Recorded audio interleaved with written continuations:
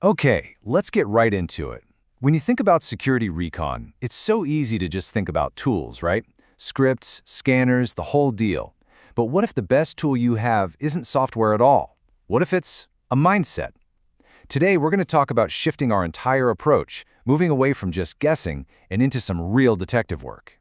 So let me ask you this, and be honest.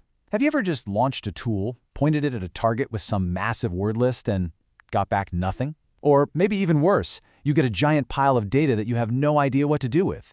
We've all been there. And that's what happens when our recon is basically just a shot in the dark, a guessing game.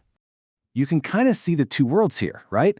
On one side, you have the wrong mindset, just running tools on autopilot, hoping you stumble on some magic trick that finds a vulnerability. But on the other side, well, that's a better way. It's thoughtful, it's based on evidence, and it completely changes what we're trying to accomplish. Let's break down what that actually looks like. Okay, so here's the first and biggest shift you have to make. Stop thinking about finding vulnerabilities. Seriously, your new primary mission, your #1 goal, should be to reduce uncertainty about the system you're looking at.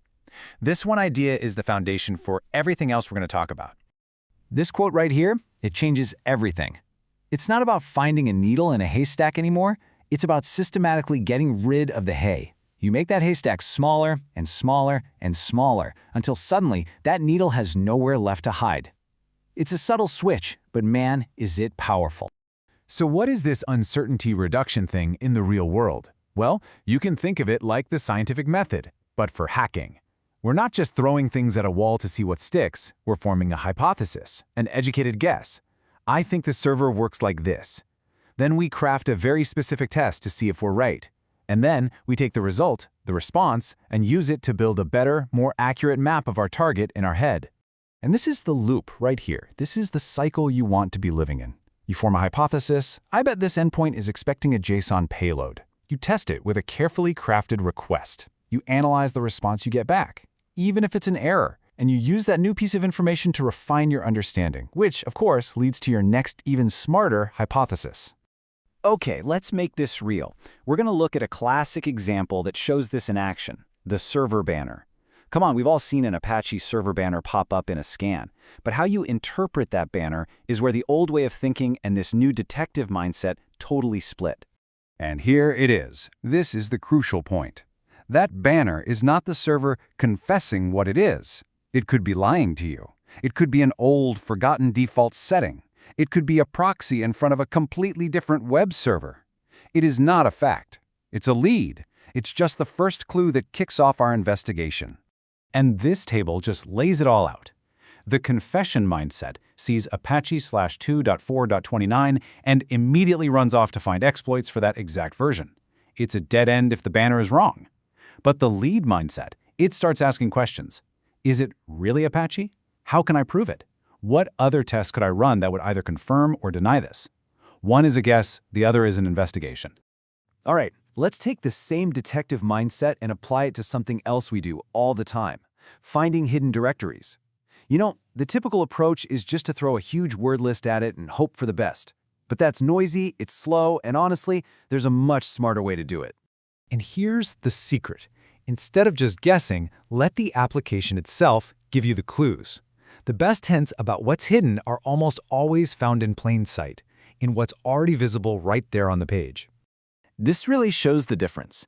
Brute force guessing is like standing in a hallway and just screaming random names, hoping someone opens a door. Following the evidence, though, that's like finding a piece of mail on the floor with a street name on it and deciding to go check out that street. It's targeted, it's way quieter, and it's all based on actual observation. Here's a super simple, real-world example. You're looking at a website source code and you see it's loading a file from /assets/js/main.js.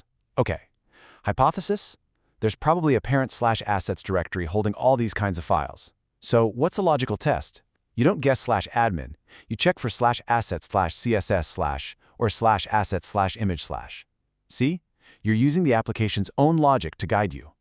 So, where does all this lead? What's the point?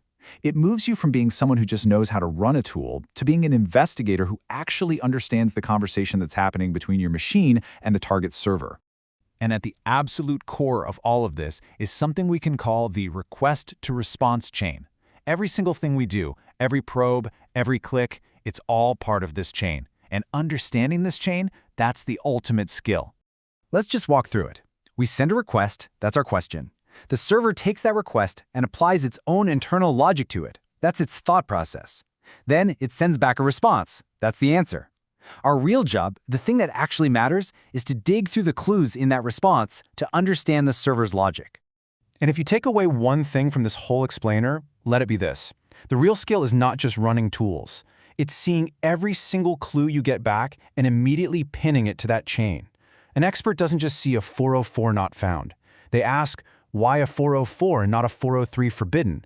What did my specific request cause in the server's logic to produce this exact response?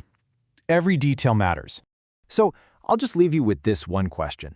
The next time you finish up some recon, don't just stare at the output. Think about your process. Were you just letting your tools and their default word list guide you? Or were you the one in control, forming hypotheses, testing them, and guiding your tools like a true detective? The answer to that question will make all the difference.